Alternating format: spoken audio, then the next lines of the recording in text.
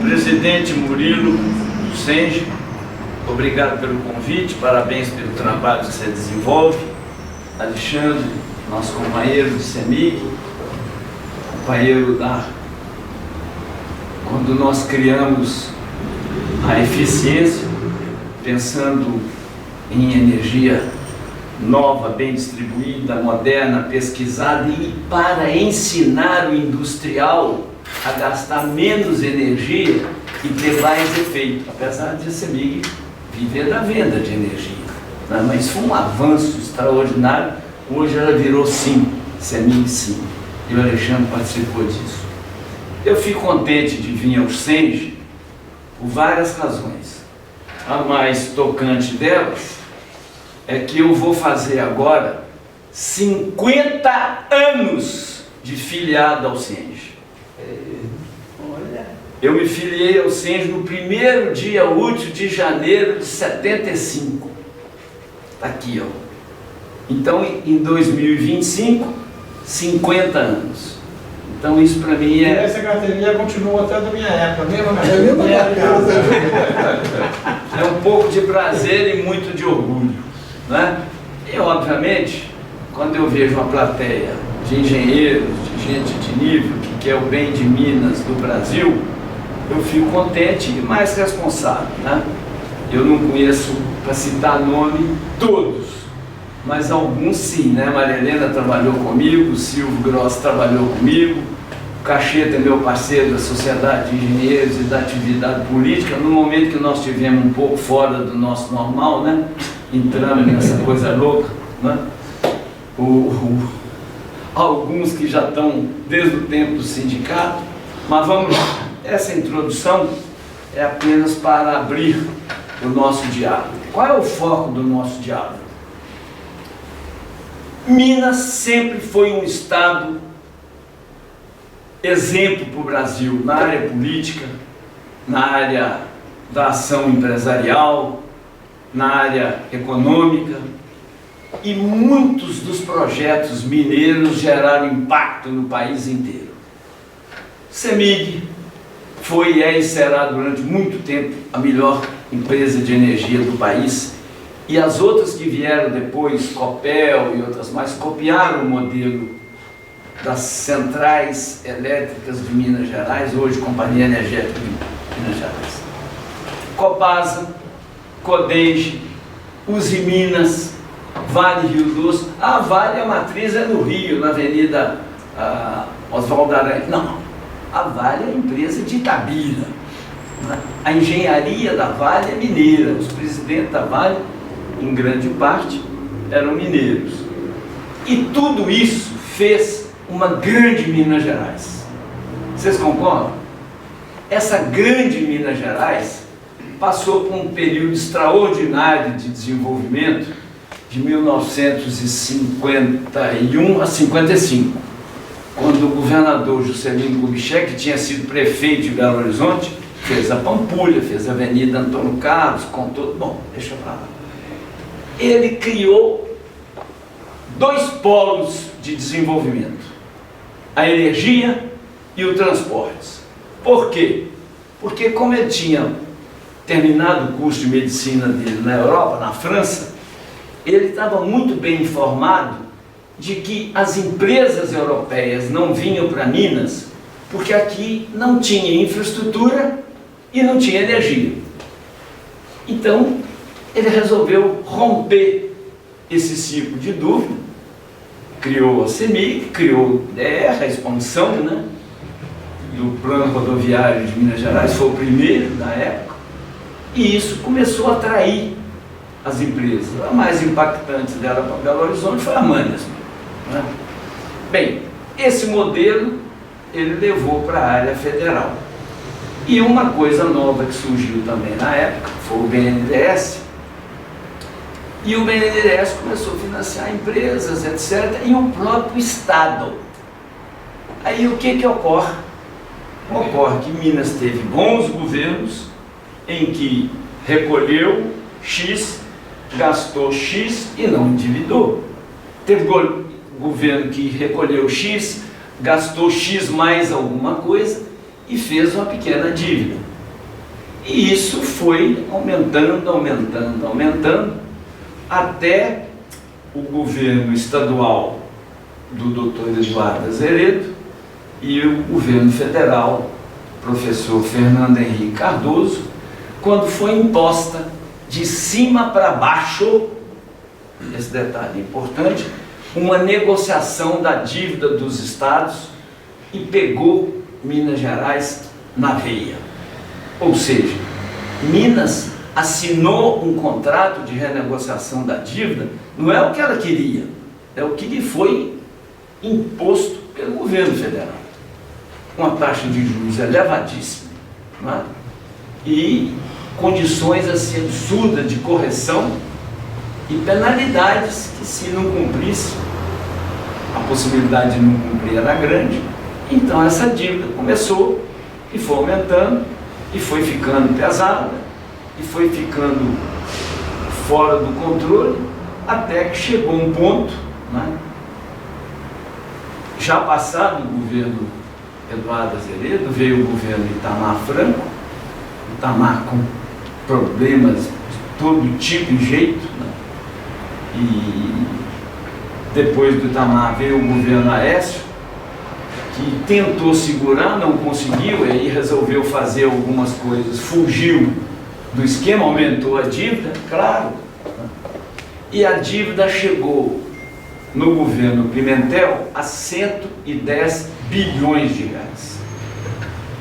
O Fernando Pimentel, diante da dificuldade, ele vai ao Supremo Tribunal Federal e abre o jogo, fala, olha, é impagável, não tem jeito, nós vamos fazer uma ação pedindo a paralisação dessa dívida, porque não tem como, é absolutamente impagável.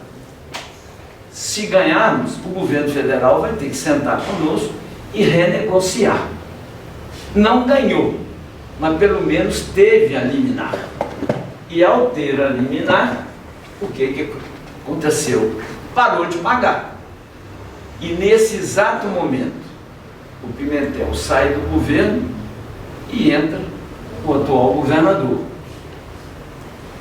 O atual governador, ele não procurou o governo federal para renegociar e não pagou um único centavo da dívida, nem do básico e nem dos custos, dos juros. Nada, nada.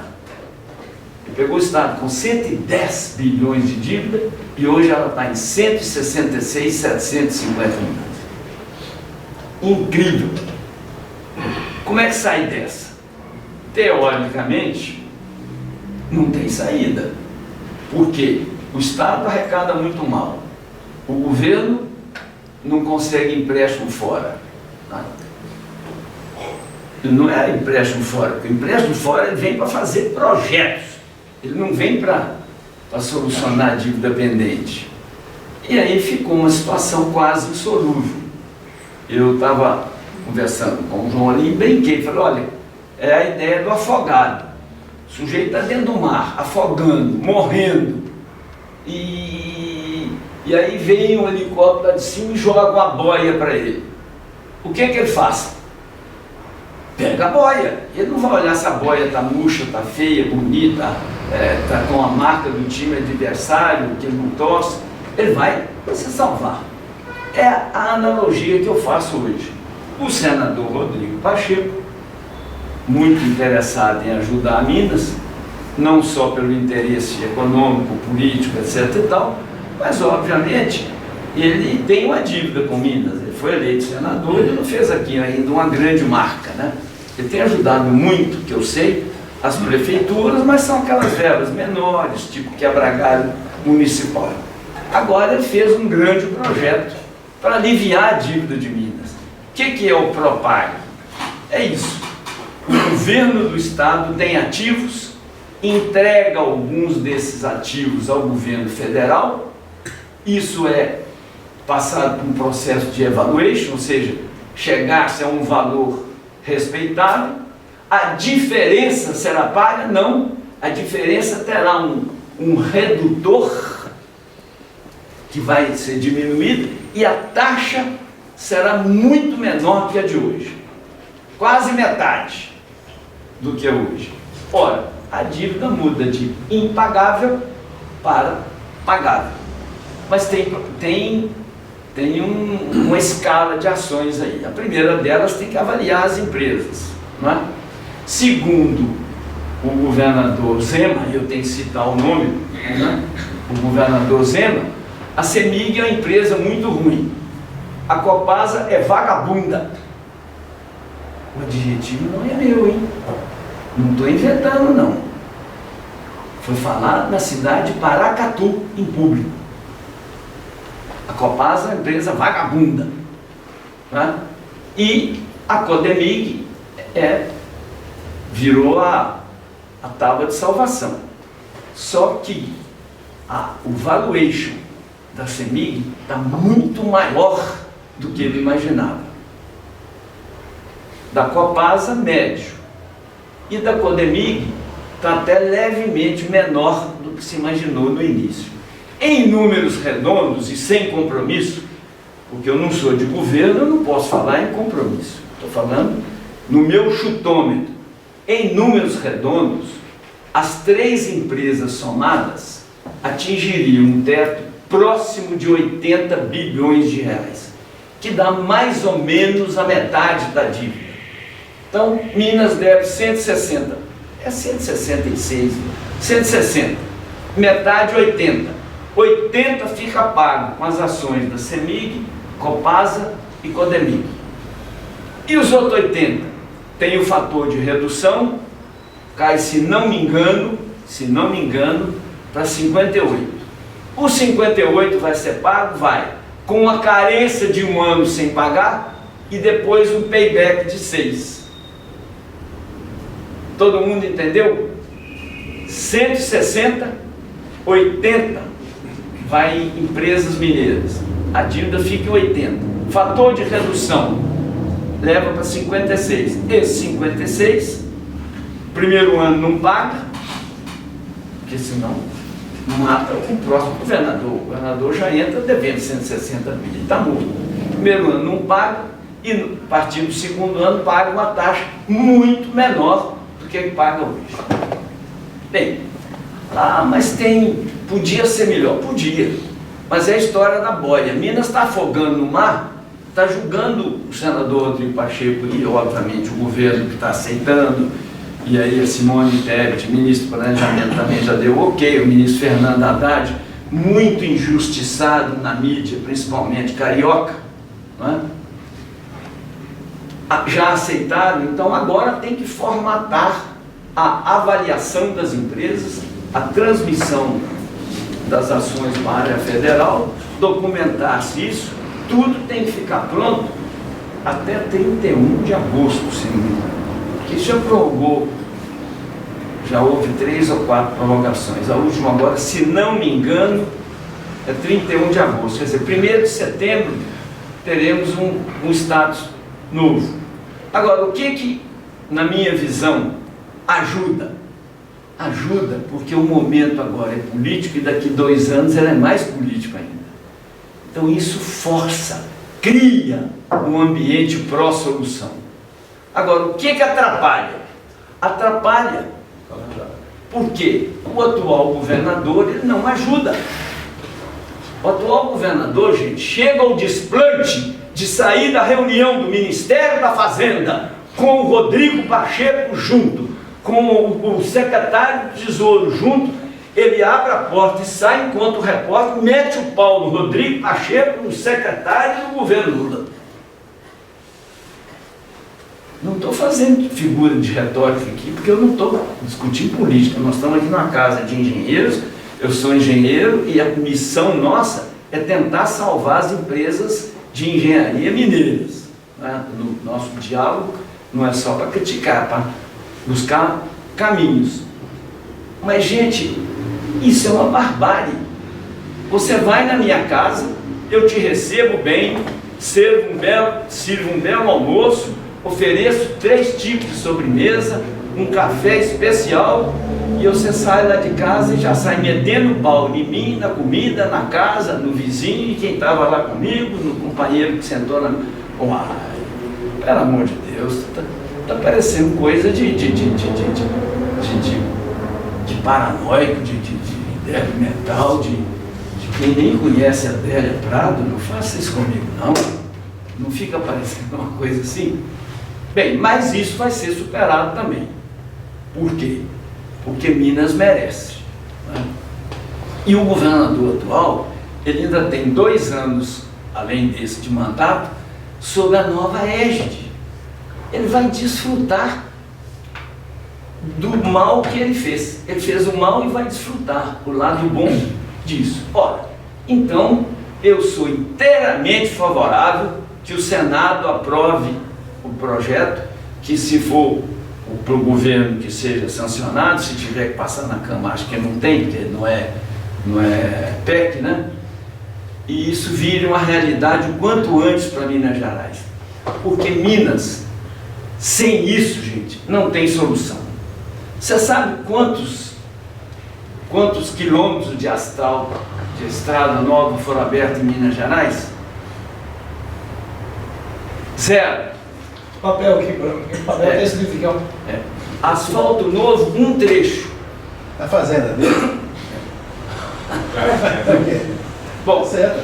A fazenda dele fica no município paulista de Rifaina, e como tem as águas do remanso da usina asfaltou de Jaguara, foi asfaltado. Mas tá bom, vamos aceitar isso como normal. Até não sei. Muito obrigado. Não? Mas o importante, desculpa, o importante é que tem uma obra feita, que é a obra de Varginha, Alfenas, ou não sei, que não é federal, é do Estado.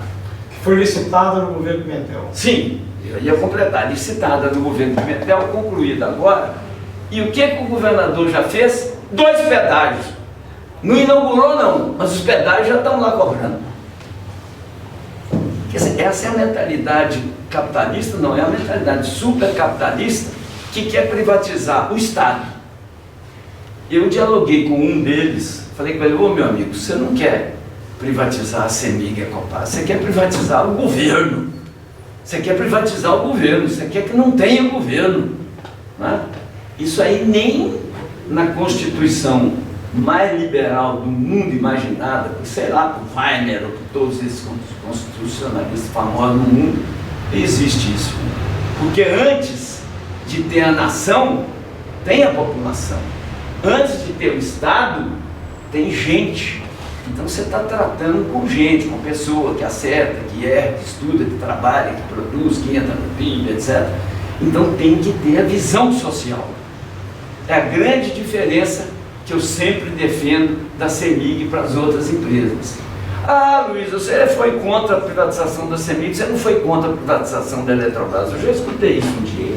Eu falei: olha, ninguém me perguntou sobre a privatização da Eletrobras. Ainda que eu não fosse favorável, né? A Eletrobras tem 5 clientes. 5 clientes. A CEMIG tem 10 milhões de clientes. 10 milhões de clientes. E 19 mil famílias ainda sem o conforto, o bem-estar, a segurança, etc., que a educação e saúde, que a energia elétrica traz para dentro de casa. Eu não sei o número hoje, porque eles não fornecem de jeito nenhum, não tem menor transparência. Os paulistas que dominam a CEMIG hoje não informam. Mas eram 19 mil famílias ainda sem o conforto, o bem-estar da energia elétrica na área rural. Que não fazem. Por quê? Porque não dá lucro. Para concluir, então, Minas precisa, o momento é difícil, os caminhos são só 2, pegar ou largar. Eu acho que nós temos que pegar. Estou rezando para isso ser aprovado, que se faça na primeira etapa a valorização das empresas, que se faça a composição, que se assine publicamente isso, seja tudo registrado devidamente, né? E que Minas saia desse atoleiro em que se meteu, e que pelo menos o governador atual, que vai ter 2 anos depois de negociado, governe, porque nos últimos 6 ele criticou, meteu pau, etc., mas não tem nenhuma obra. Aliás, já vou terminar. Teve um evento há pouco tempo na Associação Comercial, estava lá um secretário de Estado, e ele disse assim: Minas está maravilha, Minas está assim assado, Minas está asfalto para todo lado, Minas está 100% eletrificado. Aí eu não aguentei. Vossa Excelência permite vai estar, não está não. Minas tem algumas áreas ainda sem eletrificação, e tem 19 mil famílias que não têm energia, e ainda temos alguns nichos, né, acima de Jordânia, lá quase da divisa com Bahia, em São Romão, na região lá da divisa com Goiás, ainda tem algumas áreas não 100% eletrificadas. Cumpri meu papel, não cumpri? Porque ele estava passando a informação errada para a comunidade.